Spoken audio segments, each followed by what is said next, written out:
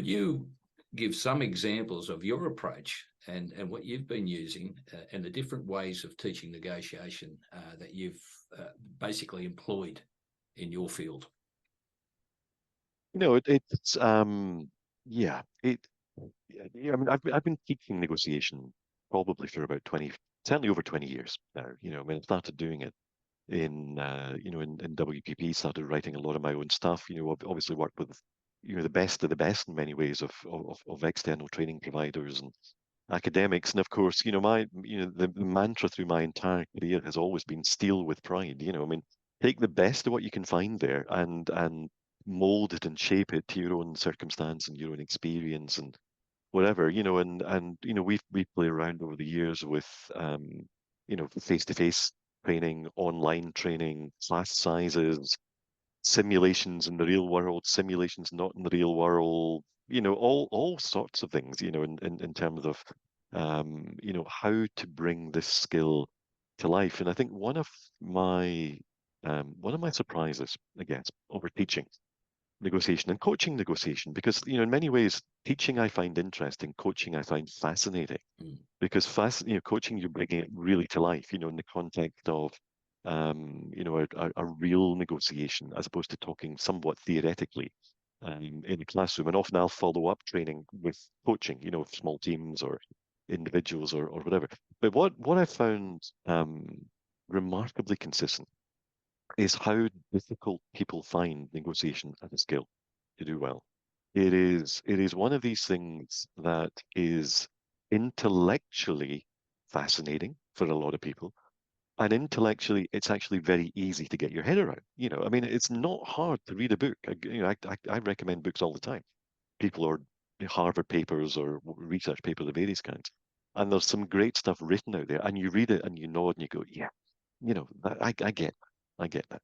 And then you go into your next negotiation, and it all just disappears. I mean, it's hard to remember in the moment, and it's hard to translate it into something that actually makes any sense. And I think you mentioned earlier on about the psychology and the emotional aspect of negotiation. There are a whole bunch of reasons that make negotiation a very difficult skill, but I think one of the main ones that I find is that for many, many, many people all around the world, and this is culturally very consistent all around the world, negotiation is perceived to be, or at least defaults very quickly to, a very competitive process. It's Mm. almost like the minute the negotiations start, the horns come out, and I think it's partly possibly because what we see in TV and movies and things tends to be a very, where we see something called negotiation, it tends to be portrayed as very Mm. competitive, and I think that's probably quite ingrained socially, in many of us as we think about negotiation.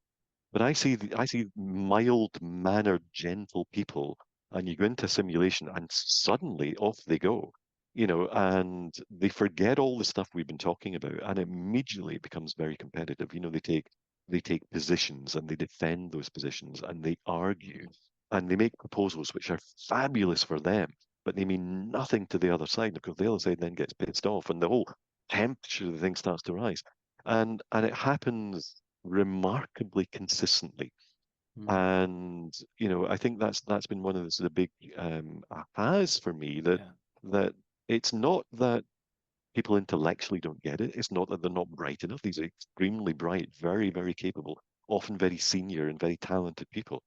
But the whole negotiation thing doesn't sit comfortably with us, I think. Mm. And we Yeah. default into behavior that is not enormously helpful. And then it becomes very transactional and it becomes very win-lose. And and it's a funny old thing, Peter, that there are, again, as I reflect back on 25 or 30 years, God, I feel old, of doing this stuff. There are three words or phrases that, again, all over the world, I just find are very misunderstood in the negotiator's lexicon, if you like. One of those is win-win. One of those is the word preparation, and the other one is strategy. And let me just explain. I'm Mm. digressing a bit here, but No. let me just explain what I mean by that. When I work a lot with professional services organizations, because of my background. I do an awful lot Mm. of stuff with consultancies and, of course, advertising type businesses, media companies, but anything that's a professional services type structure, where people are very much at the core. I kind of specialize in that area, and they use the words win-win all the time. It trips off the Mm. tongue. It's almost like if I Mm. work in professional services, I have clients, and it's a win-win, and whatever. And actually, what I often say to people is look, tell me what you think win-win means. And usually, what I get is win-win is about meeting in the middle. Win-win is about both sides compromising, or win-win is giving something up for the sake of a relationship. That's the three definitions that I get pretty much constantly.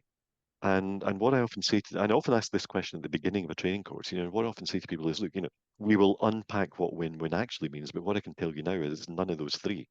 And you almost see the shock, in their faces because it's just become so embedded that that is what win-win actually means. The second one about preparation, again, you mentioned in your intro, or early in the discussion we had, 75 or 80% of the success in negotiation, it's very well known, comes from what you prepare and how you prepare and who you prepare it with. Well, if I ask teams I'm working with, show me the preparation you've done for this negotiation, it is all over the place.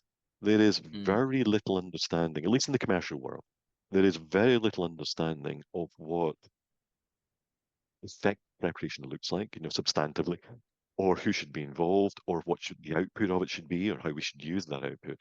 And I still see a lot of very experienced negotiators basically saying something like, we'll meet in Starbucks for a quick coffee, you be good cop and I be bad cop. We'll go and see the client and we'll see what they say and then we'll kind of wing it and take, there's still an awful lot of that goes on. Because again, we work in very time constrained environments. And of course, preparation takes time and we don't have the time. We don't see the value in it, so we don't do it, and whatever. So preparation is very misunderstood, and the value of preparation is misunderstood. The third one, when I ask teams, show me your negotiation strategy, I guarantee anywhere in the world, they will actually tell me what their objectives are. Every time Mm. they'll tell me what their objectives are. And of course, we can sit back and say, well, isn't that silly? Because we all know that objectives are what I'm trying to achieve and strategy is how I'm trying to get there. Well, actually, nobody I ask seems to, in a negotiation context, seems to see the difference. They're very good at clarifying what their objectives are. They're terrible at actually elucidating what their negotiation strategy is because they actually don't know what a negotiation strategy looks like.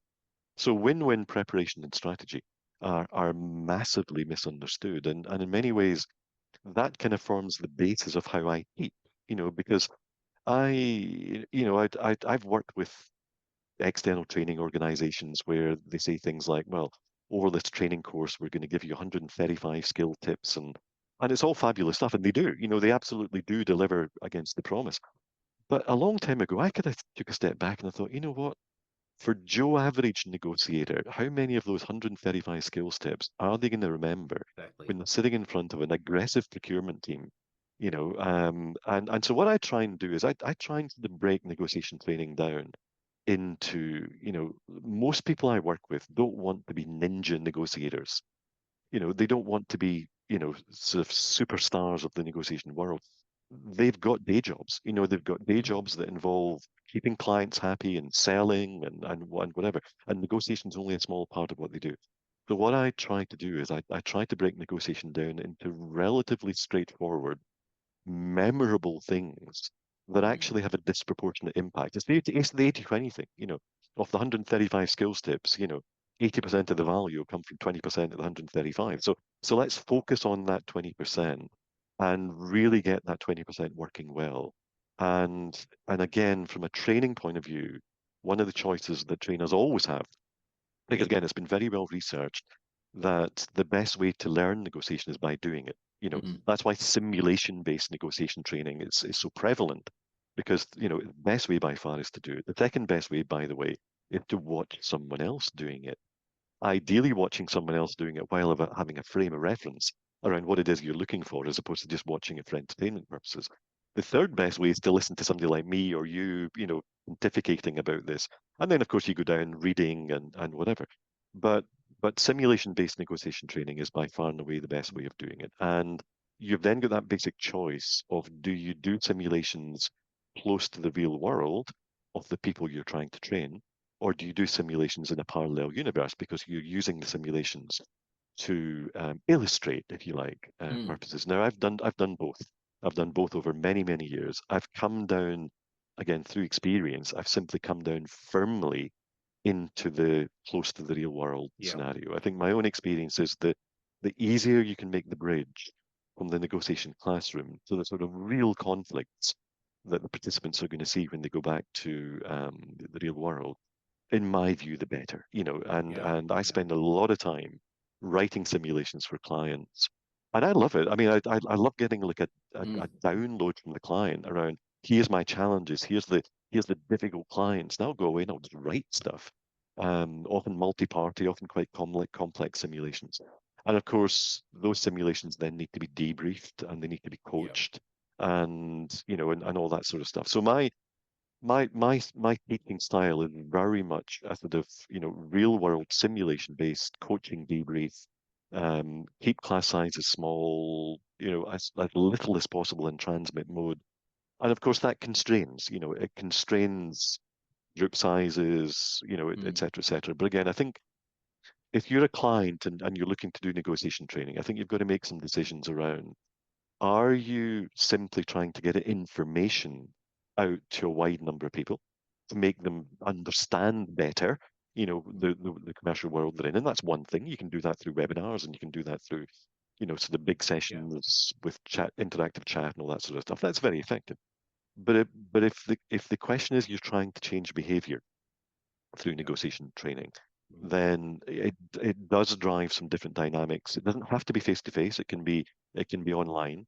But again, my experience is as it goes online, the class sizes get even smaller. Because Yeah. because online is a very effective dynamic for Totally. negotiation training, but it only works with small groups Mm. in my experience. But yeah, I mean, my interest in negotiation training really comes from behavior change. Yeah. My interest in negotiation training also comes from the fact that it's not just about individual skills, it's actually about organizations. And it's about Exactly. how these Yeah. newly minted and trained negotiators then go back into an unchanged organization. And how do they actually make a difference? And of course, part of the difference you can make is by following up the training with coaching and then coaching teams to success through their own negotiations. And of course, success then breeds success because they then start to demonstrate to the organization that that's this different approach with this strange Scottish procurement guy has somehow demonstrated some success. And of course, they then want more of it. And the whole thing then starts to become more self-perpetuating. Yeah. Yep. Um, but part of the challenge is leaders and organizations recognizing their role in supporting their negotiators. No question of that.